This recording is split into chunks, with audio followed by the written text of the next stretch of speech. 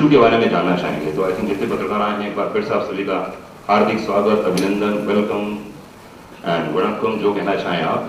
सबसे पहले मैं इस परंपरा को आगे बढ़ाऊं, ट्रेलर लॉन्च कराऊं, दिखाऊं आप सभी को। मैं राजा वंदेला साहब को, इस फिल्म के डायरेक्टर को यहाँ बुलाना चाहूंगा। Please come on the stage. एक बार जोरदार ताली होनी चाहिए राजा वंदेला साहब के लिए,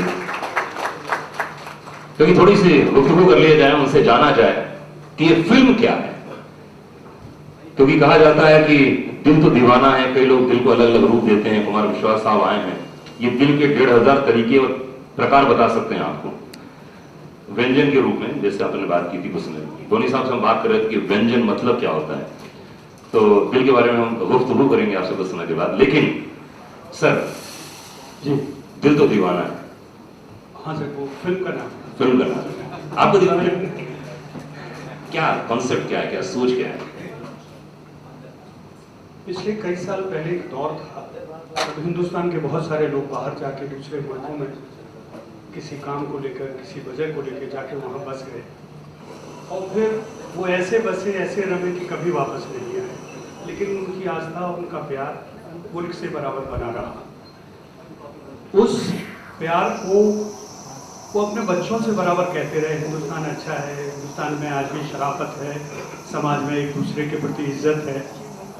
और वो बच्चा जो हिंदुस्तान से उसका कुछ लेना देना चाहिए, वो बिल्कुल कनेक्ट है ही नहीं हिंदुस्तान से, वो उस सब बातों को बिलीव नहीं करता, ना उसने देखा है, केवल जो कुछ है वो अपने पेरेंट्स से सुना है। और वहाँ पर वो रह रहा है, वहाँ वो सेकंड क्लास सिटीजन है, यहाँ से कनेक्ट नहीं, तो उसके वो नो मैंस लैंड पर है। ये कहानी केवल एक उस कन्फ्लिक्ट की है जो एक परिवार में फर्स्ट जनरेशन की और दूसरी जनरेशन की। फिर एक और कन्फ्लिक्ट है कि वो एक इस्लाम, एक हमारे कैरेक्टर में मुसलमान है, एक हिंदू है, एक सिख है। तो वो कहते हैं देखो भाई बेटा, घूम घाम लो जितना, लेकिन बेटी जो भी बहू आएगी वो इस्लाम से, मुस्लिम ही आएगी। तो वो ले आता है, कल गया तो ये रजिया आ गई है, रजिया भी आदाब करती, बेटा कहाँ है, क्या करते हैं अब्बा? अब्बा हमारा शामियाना टेंट हाउस। और बोले तू शिया है, हम सुन्नी और शिया कभी हो ही नहीं सकते। तो वो एक कन्फ्लिक्ट है। इसी तरह से हिंदुओं का, तो ये 3 अलग अलग स्टेजेस पे है। और इसके अलावा एक मोहब्बत की बात जो है, और पूरी की पूरी फिल्म हम लोगों ने मलेशिया में शूट की है, मलेशिया के बैकड्रॉप में शूट की है। और हमने NRI लोगों की जो प्रॉब्लम है, ऐसा नहीं है कि हिंदुस्तान में जो है वो वहाँ नहीं है, वहाँ पर भी वही समस्या है, मोहब्बत को लेके, जिहाद को लेके, सब को लेके। उसकी एक छोटी सी कोशिश है, नए लोगों के साथ है, और बहुत मेहनत और प्यार से, खुलूस से हमने बनाई। सभी ये लोग कहते हैं, लेकिन ये फिल्म वाकई हमने बहुत मेहनत और प्यार से बनाई। तो चलिए आइए देखते हैं ट्रेलर, इसका जो इस फिल्म को बनाया गया है ट्रेलर के जरिए देखते हैं क्या इस फिल्म में। उसके बाद हम बात करेंगे इसके म्यूजिक के बारे में, फिल्म के बारे में। छोटी सी कोशिश है, आप लोगों का जिस तरह से प्यार और सराहा मिलता है जो, उसी की बदौलत हम लोग यहाँ हैं। और ये एक और बात है कि प्रोड्यूसर अगर जिंदा रहता है तो फिल्म इंडस्ट्री के 200 घर चलते हैं, 200 चूल्हे चलते हैं। मैं ये मानता हूँ, फिल्म छोटी बड़ी चलने के बाद होती है, लेकिन कोशिश जरूर होती है। ये हम लोगों ने कोशिश की है, और आप सबका स्नेह मिला तो मुझे उम्मीद है कि ये चलेगी भी, बिल्कुल 100% आएगी। और मैं इस फिल्म के प्रोड्यूसर दीपक शर्मा जी से रिक्वेस्ट करूंगा। दीपक ने बहुत मेहनत की है और लंबे अरसे से बेचारे कोशिश करते रहे। दीपक हमारे दिल्ली से हैं, जोरदार ताली होनी चाहिए। शेखी साहब का स्वागत करता हूँ, बोनी कपूर साहब का स्वागत करता हूँ, सारे मान्य अतिथियों का स्वागत करता हूँ। सर, ये मेरा पहला प्रयास है, बहुत मुश्किल से हम लोगों ने ये फिल्म बनाई है, और सारे क्रू मेंबर्स ने हम लोगों का पूरा सहयोग किया है, जिस वजह से ये फिल्म कंप्लीट हो पाई है। तो मैं आगे भी आप लोगों से सहयोग चाहूँगा कि हमारी कंपनी आगे भी फिल्म बना सके, और तो आप सब अपना आशीर्वाद दीजिएगा कि ये फिल्म दिल तो दीवाना सक्सेस हो सके। और मेरे साथ मेरे कुछ पार्टनर्स हैं जो दिल्ली से स्पेशली आए हैं, गणेश सागर जी और शेखर बाली जी, उनको भी मैं चाहूँगा स्टेज पे आके 2 बातें। ऐसा होता है कि जब स्टोरी कहानी बनती है तो कॉम्बिनेशन देखा जाता है। तो बेसिकली 2 चीज ऐसी कौन सी है जो फिल्म देखने के बाद ऐसा लगे कि यार ये चीज बहुत इंपॉर्टेंट हमने देखी इस फिल्म के अंदर? कुमार विश्वास जी का गाना और हम सब की मेहनत, क्या ये और उसकी रंग। दीपक, 2 चीजें ऐसी जो आपको प्रेरित करती है फिल्में बनाने के लिए, तो फिल्म बन चुकी है, कौन सी ऐसी 2 चीज ऐसी लगी आपको कि यार फिल्म बनानी चाहिए? सर, मैं एक्चुअली मीडिया लाइन से जुड़ा हूँ बचपन से ही, और मैंने उसमें अच्छा पैसा भी कमाया है। तो जब भी कोई मीडिया से लेके बात अट्रैक्ट होती है तो मैं सोचता हूँ कि फिल्म इंडस्ट्री से अच्छी लाइन कोई है नहीं। आप 100 बिल्डिंगें बना लो, बड़ी बड़ी इंडस्ट्रीज खड़ी कर लो, लेकिन अगर एक आप फिल्म बना के लोगों तक पहुँचाते हो तो मेरे ख्याल से नाम भी होता है और इस फिल्म लाइन में पैसा भी है अगर अच्छी फिल्म बनाई है। बस इस वजह से मैं प्रेरित हुआ और कोई वजह नहीं। तो हमारे साथ में तो मुझे तो बस एक ही बात दीपक जी की जो थी, उसने फिल्म में साथ आने के लिए प्रेरित किया। इन्होंने कहा कि आप कितना ही बड़ा बिजनेस कर लो जीवन में, कहीं पर भी पैसा लगा लो, करोड़ों रुपए कमा लो, लेकिन अगर आप एक फिल्म बनाते हो तो जो खुशी आपके बच्चों को मिलती है कि मेरे पापा ने फिल्म बनाई है, वैसी खुशी दोबारा नहीं मिलती। बस यही क्लोजिंग थी मेरी उसमें। बहुत सारी बातें दीपक जी और सब लोगों ने कह दी, और मेरा ये मानना है कि अगर सोच अच्छी है तो कारवा जुड़ता चला जाता है और मंजिलें मिलती चली जाती हैं। बस, धन्यवाद। सर जी, आपकी बिल्डिंग में कितने लोग हैं बता दीजिएगा भाई साहब, हमारे बहुत सारे प्रोड्यूसर यहाँ बस पे मैं हैं। अपनी वाइफ को बुलाना चाहूँगा क्योंकि इसके बगैर, अपनी वाइफ के बगैर मैं शायद बॉम्बे में ना रह सका तो काम कर नहीं, सकता था। please। तो आराधना आओ। प्लीज तारीफ कर दीजिए अपने पतिदेव को। नहीं, ऐसा नहीं है, तारीफ के लायक हैं। क्या बात है। बस इसे कही कि ऐसी 10 फिल्में और बनाते रहे, 200 लोगों का घर चलता रहे, 2000 लोगों का। नहीं, मैं बिल्कुल चाहूंगी बनाएं और आप सबका सहयोग से ये फिल्म हिट जाए तो इंशाल्लाह ये कारवां में चलता है। क्या बात है, बहुत बहुत शुक्रिया मिस्टर शर्मा, बहुत बहुत शुक्रिया, थैंक यू धन्यवाद। तो भाई ये तो प्रोड्यूसर साहब की बात हुई, बहुत जरूरी है, फुटेज बहुत इंपॉर्टेंट है ना। और अब बारी है जिसका हम लोग बेसब्री से इंतजार कर रहे थे। इस फिल्म बनाने में म्यूजिक का जितना हाथ आनंद राज आनंद ने बहुत ही सहयोग दिया है, उसके बाद सिनेमेटोग्राफर हैं, एक्टर हैं, परफॉर्मर सब लोग हैं, लेकिन कुमार विश्वास इस फिल्म इसमें जुबिन ने भी बहुत मेहनत की। लोगों ने, जब हमें मुश्किल हो रही थी कि हमें टाइटल सॉन्ग नहीं मिल रहा था, हमारी मुलाकात कुमार भाई से हुई। हमने कहा मुझे टाइटल सॉन्ग चाहिए, बोले कुछ समय दे दो, पहले फिल्म देखूंगा। हमने कहा फिल्म देखने के बाद ही दीजिएगा। हमने इनको बॉम्बे बुलाया, हमने फिल्म दिखाई, बोले कि लेकिन म्यूजिक डायरेक्टर मेरा होगा। हमने कहा ये भी मुझे मंजूर है भाई आपका। तो हम लोगों ने बहुत मेहनत की। कुमार भाई ने पहली बार फिल्म के लिए हमारे साथ एक गाना लिखा। तो जुबिन जो आज यहाँ नहीं है, लेकिन उनकी मेहनत और कुमार भाई की लिखनी बहुत काबिल तारीफ है। तो मैं रिक्वेस्ट करूंगा Kumar ji please come on the stage, एक बार जोरदार तालियां चाहिए कुमार विश्वास के लिए। तो सबसे पहली बात तो ये जो बॉन्डिंग है, ये कौन सी वाली है, कलाकार वाली है या नेता वाली है? नहीं, देखिए पहले तो सर बैठे हैं और गोली सर बैठे हैं, इनके साहबजादे मुझे अभी मिले थे दिल्ली के टीवी प्रोग्राम में, तो मैंने उनसे कहा था कि हम आपके पैट्रिक फैन हैं, खानदानी। अच्छा। पिछली जनरेशन के भी फैन हैं और इस जनरेशन के भी। मैं इस मौके का लाभ उठा दूं क्योंकि वो लोग बैठे हैं जो फिल्म इंडस्ट्री को फॉर्म करते हैं, बनाते हैं। हमारे जिस संस्थान से मैं हूँ, कवि सम्मेलन से, मुशायरे से, वहाँ एक परंपरा थी कि जो भी बहुत लोकप्रिय हो जाता था, जिसके गीत बहुत लोकप्रिय हो जाते थे, अक्सर फिल्म इंडस्ट्री के लोग उसे कहीं ना कहीं सुन के बुला लेते थे। जैसे एक फिल्म थी यादगार, मनोज कुमार साहब उसे बीकानेर में बना रहे थे और बीकानेर नरेश के घर पे ठहरे हुए थे। मारवाड़ियों का एक कवि सम्मेलन था, बीकानेर के जो महाराज थे वो मुख्य अतिथि थे। तो शाम को उन्होंने मनोज कुमार जी से कहा कि कुछ शायर कवि लोग आए, आप भी सुनने चलिए। तो उन्होंने कहा मैं तो आमंत्रित नहीं हूँ। उन्होंने मारवाड़ियों से कहा भाई मनोज कुमार जी को बुला लो, शूट करके आए।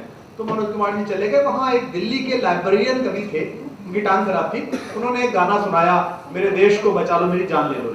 तो मनोज कुमार जी का गाना बहुत अच्छा है यार, आप मिलना मुझे, मैं आपसे बम्बई में। ना उस जमाने में मेल होता था, ना फेसबुक था, ना ट्विटर था, बात आई गई होगी। उसके बाद जब वो शोर बना रहे थे तो उन्होंने ओडियन सिनेमा के मालिक जो थे उनको कहा कि यार दिल्ली का कवि है, पतला सा, टांग खराब है, लाइब्रेरी में काम करता है। उन्होंने ढूंढवाया और वो लेके जहां से यहाँ आए और गाना हुआ।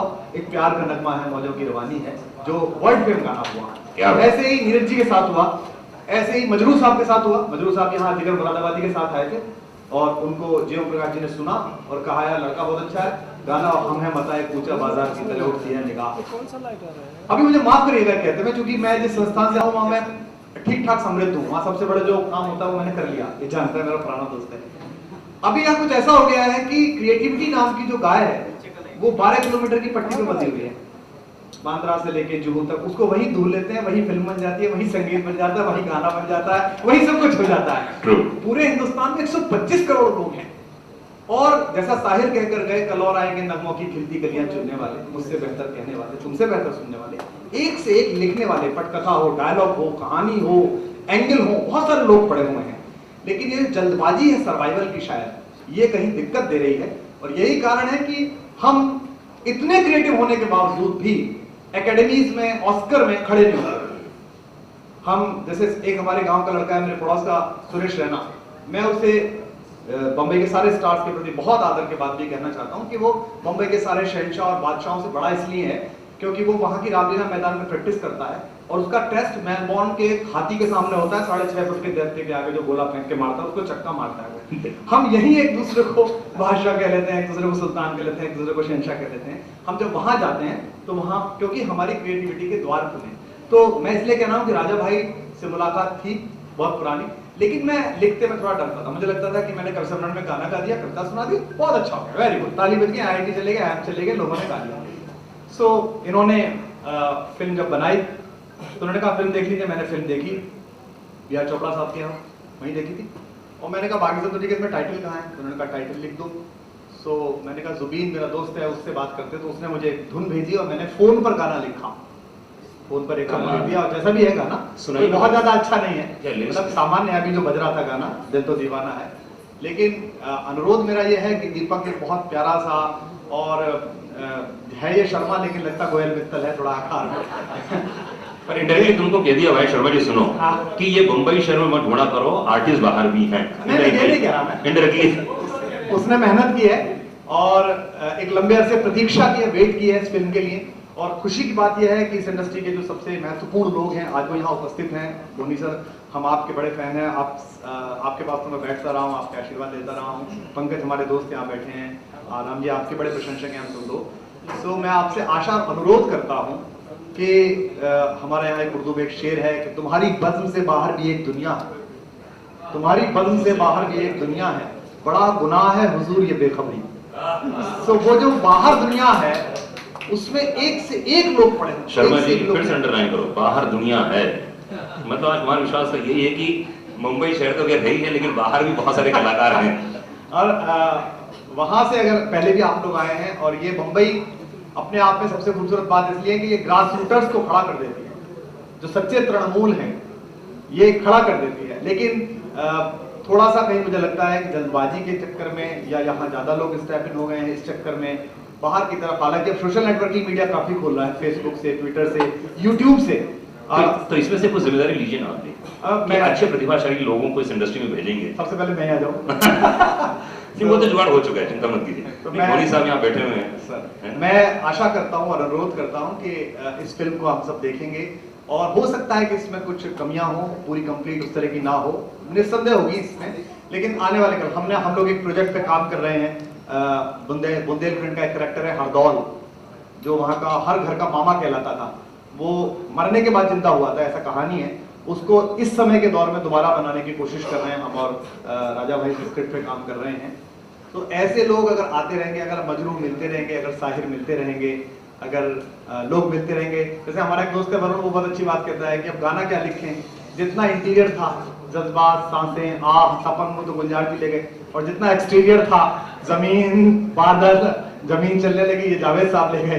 तो ऐसा नहीं है, पृथ्वी समाप्त नहीं हुई है। संस्कृत में एक श्लोक है, कालो निरवधि विपुलाच्य पृथ्वी, काल की कोई अवधि नहीं है, पृथ्वी समाप्त नहीं है। कल और आएंगे, फिर और आएंगे, फिर आएंगे, हमसे बेहतर आएंगे, आपसे बेहतर आएंगे, बोनी सर से और तमाम लोग जिन्होंने इतना बड़ा बड़ा काम किया है। और मैं आशा करता हूँ कि हम जैसे लोग जो किनारे बैठे हुए हैं, आपने जैसा कहा राजनीति से हमारा परिचय नहीं, मेरी इनकी दोस्ती 2005-2006 की है, जब ये बुंदेलखंड के लोगों को जो आज समस्या है पानी की, उसके लिए संघर्ष कर रहे थे। और मैं इनसे इसलिए प्रभावित हुआ कि मैं लखनऊ में एक बार मिला, बुंदेलखंड पे बात कर रहे थे, हो सकता है शाम का प्रभाव हो या शाम के प्रभाव का प्रभाव हो, ये बुंदेलखंड की बात करते करते रोने लगे। राजा बुंदेला स्टार्ट ट्राइंग। सो मैंने कहा कि यार मैंने बड़े सोशल एक्टिविस्ट देखे हैं, और गालिब का एक शेर है, वो अकबर इलाहाबादी का एक शेर है कि खाते हैं मुर्ग कौम के हुक्काम के साथ, रंज लीडर को बहुत है मगर आराम के साथ। तो मुझे लगा कि यार ये ऐसा लीडर नहीं है, रो रहा है, बुंदेलखंड में पानी है, तो रो पड़ा। तो मुझे लगा राजा भाई से भी उम्मीद है कि वो एक बार तय कर लें कि इधर की तरफ जाना है कि इधर की तरफ जाना है। बीच बीच में इधर उधर जाते रहते हैं, और चाहेंगे तो अच्छी फिल्म बनाएंगे। आप सबको बहुत आभार कि आप इसे सुन के। एक अफसोस का विषय यह है कि हमारे बीच हमारे बहुत अच्छे सिनेमा जगत के जर्नलिस्ट, संपादक, हमारे बहुत अच्छे हितैषी, करीबी दोस्त, करीबी भाई विकास मोहन जी का निधन हुआ है। हमें अफसोस है कि हम प्रोग्राम की शुरुआत उनको श्रद्धांजलि देके करना चाह रहे थे, लेकिन वो माहौल ऐसा हो गया कि नहीं हुआ। लेकिन हम चाहते हैं, वो हमारे परिवार के सदस्य थे, हम सब कहीं ना कहीं उनसे जुड़े हुए थे और कहीं ना कहीं उन्होंने हम सब की किसी न किसी रूप में मदद की है। मेरी गुजारिश है कि 1 मिनट के लिए हम उनको श्रद्धांजलि देंगे।